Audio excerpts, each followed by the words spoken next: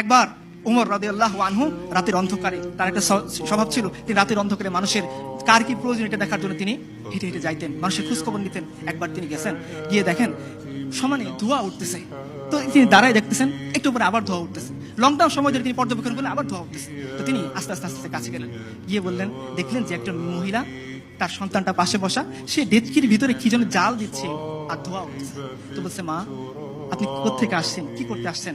বলছে, দেখো খলিফা উমরের সাথে দেখা করতে আসছিলাম, এখন তো রাত হয়ে গেছে, তাবু খাটে সে কখন থেকে অপেক্ষা করতেছি, এই সন্তানটাকে চেষ্টা করতেছি একটু ঘুম পাড়াবো, কিন্তু আমার বুকে দুধ নাই, এই বাচ্চাটা ক্ষুধার যন্ত্রণায় কষ্ট পাচ্ছে। তো আমি একে সান্ত্বনা দেওয়ার জন্য একটা হাড়ির মধ্যে কয়েকটা পাথর নিয়ে জাল দিচ্ছি আর বলতেছি, দেখো বাবা রান্না হচ্ছে, তুমি একটু অপেক্ষা করো, রান্না হচ্ছে, তুমি একটু অপেক্ষা করো। এই দৃশ্য দেখে আমিরুল মুমিনিন উমর রাদিয়াল্লাহু আনহু বাচ্চা শিশুর মতো কাঁদতেছেন, দ্রুত আসছেন বাইতুল মাল থেকে, নিজে আটার বস্তা নিয়ে গেছেন। তার গোলাম বলতেছিল, হে আমিরুল মুমিনিন, আপনি তো আমাদের সবার আমির,